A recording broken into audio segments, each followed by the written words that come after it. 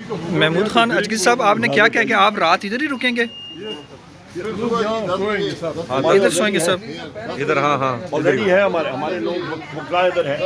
Opposition कायदीन ने यह फैसला कर लिया था कि अगर उन्हें चौथी जगह से भी रिजेक्शन होती है या उन्हें यहाँ से भी जगह नहीं मिलती अपनी कॉन्फ्रेंस करने के लिए, तो फिर ये कॉन्फ्रेंस कहाँ पर होगी वो उन्होंने बता दिया। यानी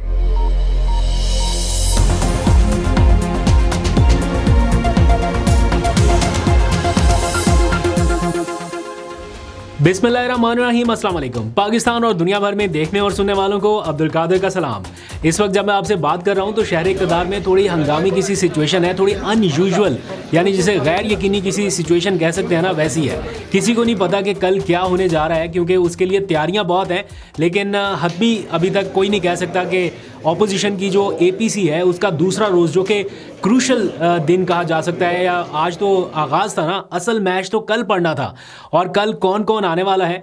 महारंग बलोच आने वाली है, मंजूर पश्तीन को बुलाया गया है, दोनों की जानिब से ग्रीन सिग्नल दिया गया, उनके आने के इंतजामात किए गए। फिर सियासी कायदीन ने भी तकारीर करनी थी। उससे पहले आज के दिन क्या हुआ वो डिटेल आपके सामने रखता हूँ। लेकिन अब से कुछ देर पहले ये पता चला कि ऑपोजिशन की APC के लिए जिस होटल की बुकिंग की गई थी, इन्होंने भी हाथ खड़े कर लिए हैं। यानी पहले एक जगह से इनकार हुआ, दूसरी जगह से इनकार हुआ, तीसरी जगह पे बुकिंग की, उन्होंने भी इनकार कर दिया। बिल आखिर ये चौथी जगह थी जहां पर गुज़िश्ता रात इंतजामात किए गए। रात के तकरीबन 4 बजे, यानी सुबह के करीब, आज सुबह 4 बजे ये इंतजामात मुकम्मल हुए थे। इस्लामाबाद का एक होटल है लेजेंड होटल, और बताया जाता है कि इसका जो इंतज़ामी मामलात हैं वो कोई वकला की कोई तंजीम है वो देखती है। तो बिलाखिर वकला इनके काम आए थे और उनकी इंटरवेंशन के बाद ऑपोजिशन के कायदीन को एक जगह मिल गई। उन्होंने वहाँ पर कर ली जनाब अपनी APC की बुकिंग 2 दिन की, और आज उसका पहला दिन था। जब मैं वहाँ पर पहुँचा तो बहुत खूबसूरत मनाजर मुझे देखने को मिले कि सारे ऑपोजिशन कायदीन जो हैं वो मिलकर तराना पढ़ रहे हैं। पाकिस्तान का कौमी तराना सबने मिलके पढ़ा। कोई रिकॉर्डेड नहीं था या कोई ऐसा जैसे होता है ना ऑडियो चला दी और सारे खड़े हो गए, ऐसा नहीं, सबने खुद पढ़ा तराना। यहाँ पे मैं क्लिपिंग भी आपको दिखा दूंगा।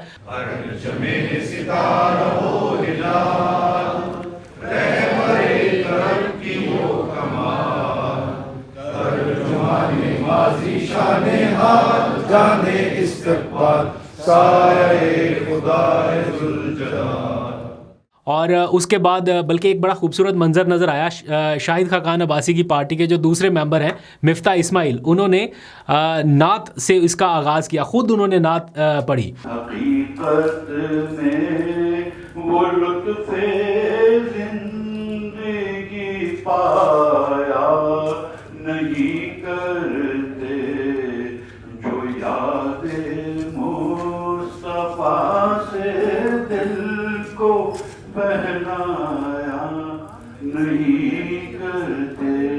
उसके बाद फिर तकारीर हुई। जो लोग थे, मीडिया की शख्सियात थी, सिविल सोसाइटी के लोग थे।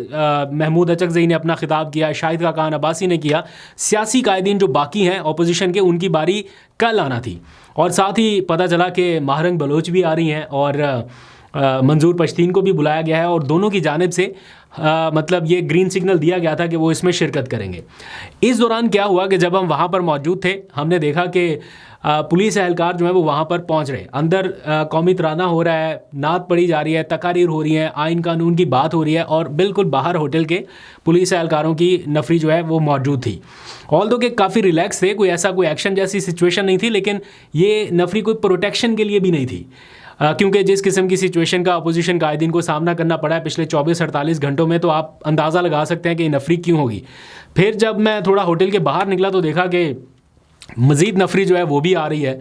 तो ऐसा माहौल था, और उसी वक्त ये अंदाज़ा हो गया था कि जो कल का दिन है बड़ा क्रूशल दिन है, और इसमें इतनी आसानी से इनको इजाज़त शायद ना मिल सके, और अगर मिल गई है तो ऐसा हो नहीं सकता कि उसमें कोई रुकावट ना आए।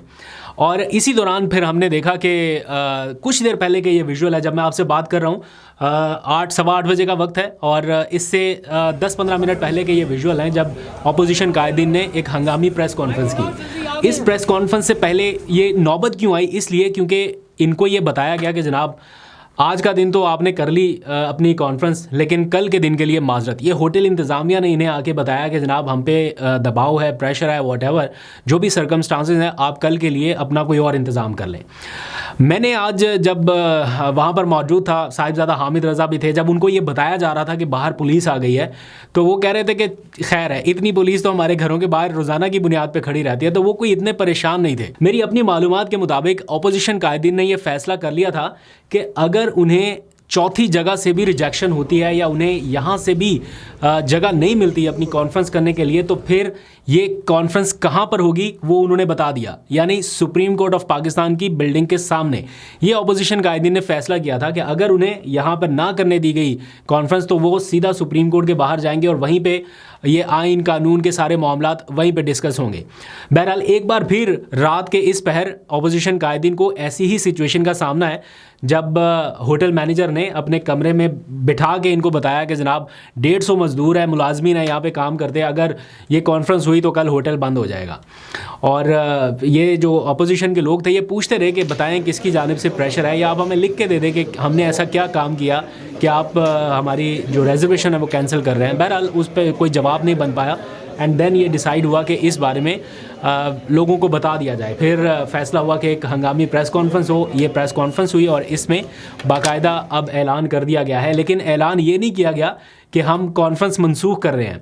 ऐलान में ये बता दिया गया है कि जनाब चौथी जगह से भी हमारे साथ ये हो रहा है, लेकिन कॉन्फ्रेंस हर हाल में होगी। अब कहाँ पर होगी, किस टाइम होगी, ये मुझे मालूम नहीं है, क्योंकि रात गए भी डिफरेंट पॉइंट्स के ऊपर ये डिस्कशन जारी थी। हो सकता है कि सुप्रीम कोर्ट के बाहर हो जाए, लेकिन हमने देखा तर्जुमान तहरीके तहफ़्फ़ुज़ आईन पाकिस्तान जो है वो हुसैन अखुनज़ादा, यहाँ पर मैं उनकी तस्वीर भी आपको दिखाऊंगा, बड़ा मेहनत कर रहा है ये नौजवान और तर्जुमानी भी कर रहा है एक पूरी अपोजिशन अलाइंस की, और सारे इंतज़ामात भी खुद कर रहा है। तो सुबह 4 बजे तक ये नौजवान जो है वो होटल में मौजूद बुकिंग के इंतज़ामात कर रहे थे। तो बहरहाल देखते हैं अब आइन कानून के मामले पर मुज़ाहमत या रेजिस्टेंस जो है वो जीत पाती है या इंतज़ामिया का दबाव जो है वो हावी आ जाएगा। तो आपको लम्हा बलम्हा अपडेट करते रहेंगे। आज भी जब कॉन्फ्रेंस जारी थी तो वहाँ पे अपोजिशन कायदीन आ रहे थे, जा रहे थे, खिताबात का सिलसिला जारी था। तो मैंने ख़ुद पूछा, सलमान अकरम राजा से पूछा, अपोजिशन लीडर उमर अयूब से बात हुई, PTI चेयरमैन बैरिस्टर गौहर से बात हुई, जानने की कोशिश की कि अपोजिशन चाहती क्या है इस पूरे अलायंस से, आखिर इसका रिज़ल्ट किस तरफ जाएगा, क्या अपोजिशन कोई बड़ी एहतजाजी तहरीक की तरफ बढ़ रही है। तो उसका जवाब मिला एग्जैक्टली यही PTI का और अपोजिशन अलायंस का मौक़िफ़ है। सलमान अकरम राजा ने क्या कहा, एग्जैक्ट अल्फाज उनकी ज़ुबानी ज़रा सुनिए, फिर आगे बात करते हैं। लेकिन 2 टोक अल्फाज में उन्होंने बताया कि उनका इरादा यही है। सलमान साहब, आखिरी ये बताएं, अपोजिशन की कोई ग्रैंड तहरीक जो है, एहतजाजी तहरीक, वो आप आने वाले दिनों में देख रहे हैं? बिल्कुल, ये मुझे नज़र आती है। देखिए, ये जो गुफ्तगू हो रही है, जो पूरे पाकिस्तान में इस वक्त बेचैनी है, बलूचिस्तान में बेचैनी है, खैबर पख्तूनख्वा में है, हमने दावत दी है, मुझे बताया गया मुंतज़मीन ने, महारंग बलोच को, मंजूर पश्तीन को, हम सब बैठ कर बात करेंगे और मैं समझता हूँ ये एक मुल्कगीर तहरीक होगी और ये पूरे मुल्क का फैसला है। सलमान अकरम राजा साहब, यानी अब की बार अगर आप लोग इस्लामाबाद की जानिब आएंगे, पड़ाव करेंगे, लॉन्ग मार्च करेंगे, तो ये तमाम तर जो जमातें हैं वो आपके साथ यहाँ पर इस्लामाबाद, मुझे यही तवक्को है कि जब भी इसका फैसला हुआ तो ये पूरी कौम का फैसला होगा और तमाम जमहूरी कुव्वतें इसमें यकजुबान। सलमान अकरम राजा की गुफ्तगू आपने सुनी, ये मैं मुकम्मल क्लिप इस व्लॉग के आखिर में रख दूंगा। इनका भी, बैरिस्टर गौहर का भी, अपोजिशन लीडर उमर अयूब का भी, आप सारी गुफ्तगू इनकी सुनिएगा ताकि आप खुद बेहतर अंडरस्टैंड कर सकें। लेकिन आज जब मुकर्रीन का खिताब जारी था तो 2 चीज़ें बड़ी इंटरेस्टिंग हुई। कुछ सहाफ़ियों ने खिताबात किए और उन्होंने फिर अपने दिल का बोझ जो है वो PTI के साथ शेयर किया कि जब आपकी हुकूमत थी कुछ मामला उस वक्त भी ख़राब हुए। फॉर एग्जांपल उन्होंने कहा कि पीका आपके दौर में भी आया, सहाफ़ियों को ऑफ एयर आपके दौर में भी किया गया, और फिर उन्होंने ये भी याद दहानी कराई, असद कैसर साहब बिल्कुल सामने बैठे हुए थे उनको मुखातिब करते हुए, PFUJ के प्रेसिडेंट अफजल भट्ट ने असद कैसर की जानिब इशारा करके कहा कि आप उस वक्त स्पीकर थे जब मुल्की तारीख में पहली बार प्रेस गैलरी को ताला लग गया। ये पहले कभी नहीं हुआ था, लेकिन जब हमने एहतजाज किया पीका के ख़िलाफ़ तो आपके दौर में प्रेस गैलरी को ताला लगा दिया गया। तो असद कैसर साहब ने कोई रिस्पांस नहीं किया, मतलब वो ज़ाहिर बात है इस चीज़ को कैसे कन्फ्रंट कर सकते हैं जो वाकई उनके दौर में हुआ। फिर दूसरी जो इंटरेस्टिंग बात है, इसी से लिंक है, वो ये कि बैरिस्टर गौहर बतौर चेयरमैन PTI, उनसे सवालात हुए, सहाफ़ियों ने पूछा कि क्या आप अपने दौर में होने वाली गलतियों को तस्लीम करते हैं, आगे बढ़ते हैं। तो उन्होंने कहा कि बिल्कुल हम अपनी गलतियों से सबक सीख चुके हैं। मेरा ख्याल है आज जितनी भी गुफ्तगू हुई उसका जो मैं समझ पाया था क्रक्स वो यही था कि आगे बढ़ने से पहले अपनी की गई गलतियों को थोड़ा एडमिट करना पड़ेगा। और पीटीआई ने बड़े खुले दिल के साथ ये किया।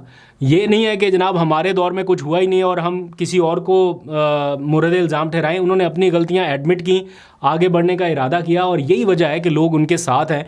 और अगर कोई कंपैरिजन करता है इस दौर का पिछले दौर के साथ तो ये कंपैरिजन तो बनता ही नहीं है। मतलब कहाँ पे कोई और मामला, मतलब मैं उस डिटेल में नहीं जाता, लेकिन कंपैरिजन नहीं है। इमरान खान के दौर में क्या हुआ, ठीक है, फरिश्ता कोई नहीं है, थोड़ी बहुत गलतियां हर हुकूमत में ऊंच नीच थोड़ी बहुत रह जाती है, लेकिन ये वाला वक्त वैसा नहीं है कि हम कंपैरिजन करें कि आपके दौर में भी ये हुआ था तो चलें इस दौर में भी हो गया। तो कंपैरिजन वाला तो मामला नहीं है। हाँ, जहाँ तक बात है अपनी गलतियों को मानना, निशानदेही करना, वहाँ तक ठीक है। तो ये सारा कुछ हुआ।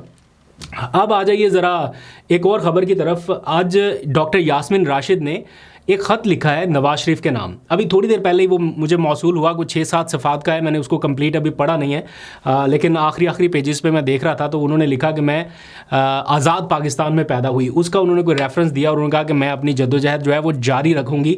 और साथ ही उन्होंने नवाज शरीफ के बारे में भी कहा कि आप पाकिस्तान के बारे में ये सोचते थे और अगर अभी भी ये सोचते हैं तो समथिंग लाइक दैट। उन्होंने कुछ लाइन्स लिखी हैं, वक्त कम था तो मैं उसको पढ़ नहीं पाया, पूरा कंप्लीट पढ़ के फिर मैं नेक्स्ट व्लॉग में आपको बताऊँगा। लेकिन एक ओपन लेटर यास्मीन राशिद ने नवाज शरीफ साहब को भी लिखा है। ये दोनों एक ही हल्के में आपस में एक दूसरे के मद्दे मुकाबल थे। कौन जीता कौन हारा अवाम बहुत अच्छे से, बहुत बेहतरीन अंदाज से जानती है। एनीवेज, जाते जाते ख़बर ये कि आज ये सारी ख़बरें जो है बेसिकली आपको कहाँ से मिलती हैं, सोर्स क्या है आप लोगों का, या सोशल मीडिया से मिलती है या फिर आप लोग बताइए क्या आपका सोर्स है। क्या आप अखबारात पढ़ के ख़बरें लेते हैं, टेलीविज़न से आपको ख़बरें मिलती हैं या सोशल मीडिया से मिलती है? क्योंकि अखबारात आज हमने देखे हैं, जब मैं आज ऑफिस में गया तो जो अखबारों की सिचुएशन हमारे सामने थी, मैं यहाँ पे आपको दिखाता हूँ कि अखबार ढूंढने को नहीं मिल रहा था। जैसे वो कहते हैं ना ड्रामे में इश्तिहारात थे तो कहीं ड्रामा नज़र ही नहीं आ रहा था, इस तरह ख़बरें नज़र ही नहीं आ रही थी। आज लोगों को बताया गया है कि जनाब ख़बर भी ये है, इश्तिहार भी ये है।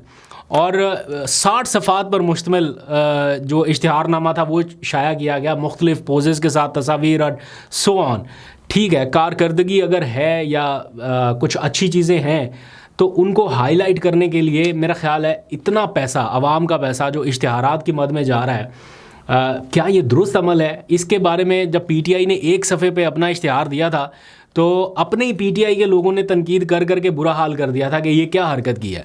और इस बार जो हुआ वो तो बिल्कुल नेक्स्ट लेवल की चीज़ नज़र आ रही है। मतलब इतने एडवर्टाइजमेंट वाला न्यूज़पेपर शायद मैंने पहले ही कभी देखा हो। सिर्फ एक डॉन अखबार था जिसने इस तरह का कोई काम नहीं किया, प्रोफेशनलिज्म को बरकरार रखा। अदरवाइज़ अगर अखबारात आपको इतने हैवी किस्म के इश्तिहारात, ये करोड़ों रुपयों के इश्तिहारात होंगे, अगर ये लेके आपको कोई आज़ादी सहाफ़त का दर्स दे या कोई ये बोले कि पीका कानून के ख़िलाफ़ वो खड़े हो जाए। आज आसमा शराजी भी यही बात कर रही थी कि जब आप इतने ज़्यादा इश्तिहारात ले लेंगे तो फिर आप कैसे पीका के ख़िलाफ़ बात कर सकेंगे, फिर आप कैसे आज़ादी सहाफ़त के बारे में बात कर सकेंगे।